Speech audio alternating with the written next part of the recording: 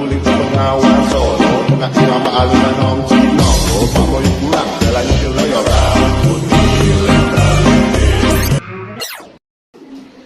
Assalamualaikum warahmatullahi wabarakatuh. Perkenalkan, nama saya Amiratul Mahmuda dari kelompok 1 sebagai moderator. Di sebelah kanan saya terdapat kelompok pro dan di sebelah kiri saya terdapat tim kontra. Silakan tim pro untuk memperkenalkan diri. Perkenalkan, saya dari tim pro, nama saya Kuratul. Saya Nadira. Saya Leni. Saya Rosa. Saya Meli. Saya Rara. Dan ini adalah tim kontra. Perkenalkan, kami dari grup kontra. Saya Lia. Saya Nabila. Saya April. Saya Firly. Saya Leli. Saya Ana. Silakan tim pro untuk berargumen. Saya perwakilan dari tim pro ingin berargumen. Saya setuju dengan adanya program koin di Pondok Pesantren Nahdlatul Ulama ini. Karena apa? Karena dengan adanya koin di Pondok Pesantren Nata ini, kita bisa berhemat dan kita juga bisa berjaga-jaga untuk menyimpan koin tersebut. Jikalau limit di ATM kita habis, maka kita masih mempunyai simpanan untuk membeli bahan kebutuhan tersebut. Sekian dari saya. Terima kasih. Silakan, apakah ada yang mau nambah argumen?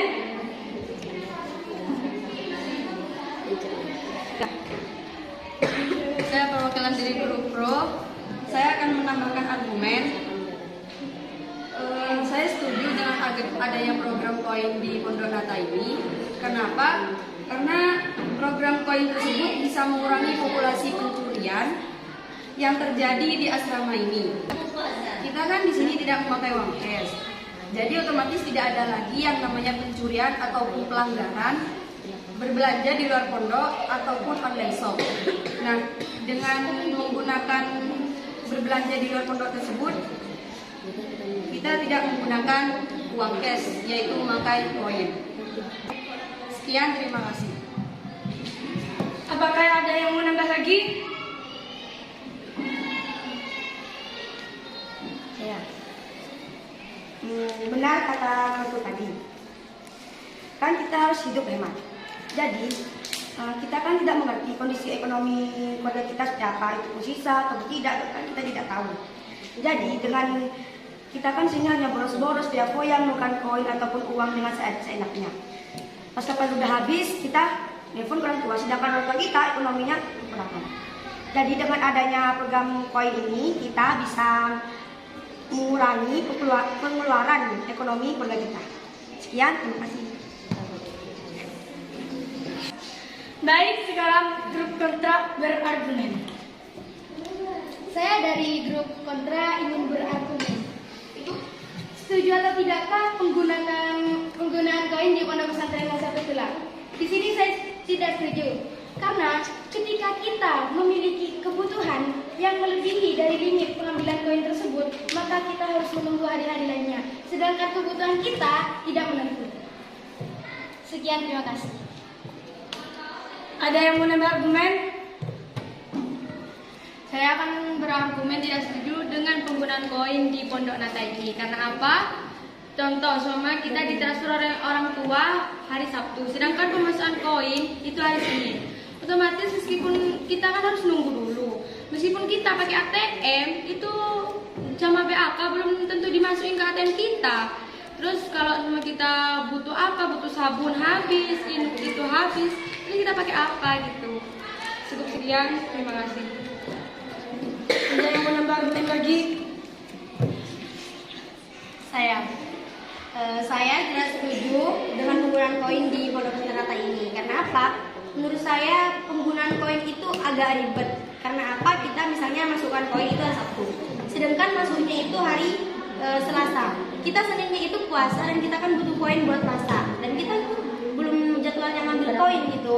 Jadi gimana? Ya boleh sih kita pakai ATM, cuman ATM itu kan kendalanya banyak gitu. Misalnya jaringannya lemot, belum yang terblokir gitu.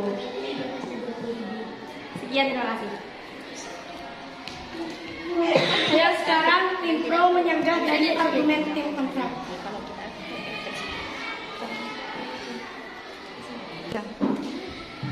Oke, di sini saya akan menyanggah dari Maulia Safira. Katanya Delia itu tadi kan kebutuhan mendadak. Iya, kebutuhan mendadak. Kan kalau orangnya tertib pasti tahu cara menjaga standar koin itu gimana. Ya, dan seperti yang dikatakan kurator tadi, kita harus pintar-pintar menyimpan koin, menyisakan koin. Dan apabila kita tahu cara hidup hemat itu, kita pasti mempunyai simpanan, teka sedikit kayak gitu. Dan semua itu tergantung pada diri kita sendiri. Apakah kita bisa hidup hemat atau kita emang dari dulu bos. Dah sekian, terima kasih. Silakan, ada yang mau menyanggah lagi? Baik, saya akan menyanggah punya Nabila. Tadi kan Nabila itu bilang tentang limit masuknya uang transferan ke ATM.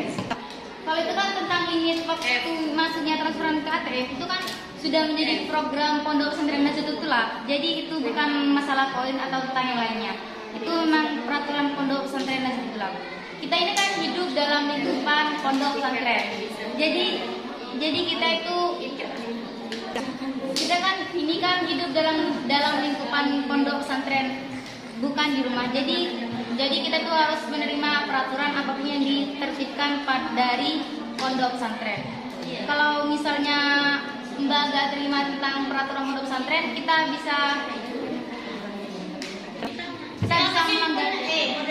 bisa melanggar peraturannya. Tapi kalau yang namanya peraturan mesti ada konsekuensinya tersendiri. Baik, sekian, terima kasih. Ada yang mau menyanggah lagi? Oke, saya akan menyanggah dari April. Kan katanya April, gimana jika koin kita habis dan agen kita terblokir? Kita hidup di sini kan pasti ada teman, mbak kelas, adik kelas, atau saudara kita. Jadi seperti contohnya tadi puasa. Jadi kita kalau puasa nggak sendirian kan, pasti ada mbak kelas, adik kelas, atau saudara kita. Dan juga di antara mereka pasti ada yang mempunyai koin. Otomatis kan kita bisa nimbrung siapa saja di antara mereka. Sekian tersanggah dari saya. Terima kasih. Baik, sekarang tim konstruk menyanggah dari argumen tim pro. Oke, saya akan menyanggah dari saudara proto lainnya. Kan Anda membicarakan tentang mencerminkan tentang hidup hemat.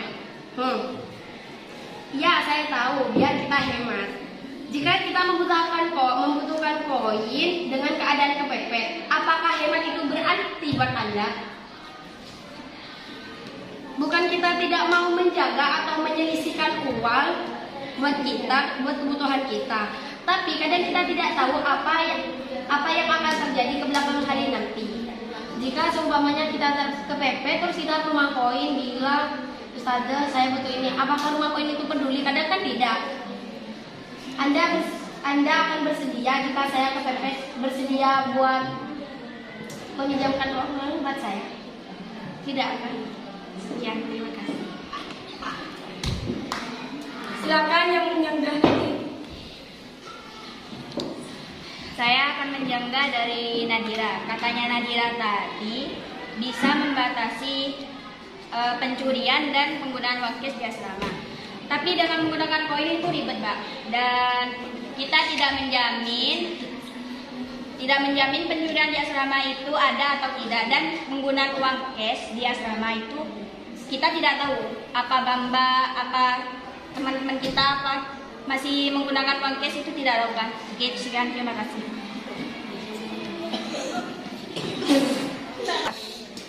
Ada yang mau menyanggah lagi? Baik, saya akan menyanggah dari Yani. Kan kata Yani tadi kita harus hidup hemat karena kita tidak tahu kondisi ekonomi keluarga kita di rumah, sedangkan kita di sini foya-foya. Nah, itu tergantung kita sendiri. Tetapi takutnya itu kita memiliki kebutuhan yang bernilai lebih besar.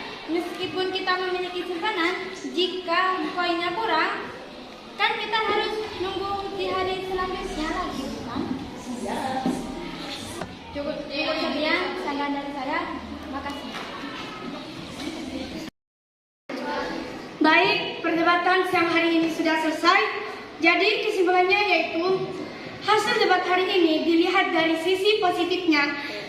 Menggunakan koin yaitu kita bisa mengurangi kasus pencurian di pondok pesantren Nazhatul Club. Dilihat dari sisi negatifnya yaitu ketika kita memiliki kebutuhan melebihi limit yang ditentukan oleh rumah koin, kita harus menekan pengambilan tersebut berikutnya. Sekian. Assalamualaikum warahmatullahi wabarakatuh.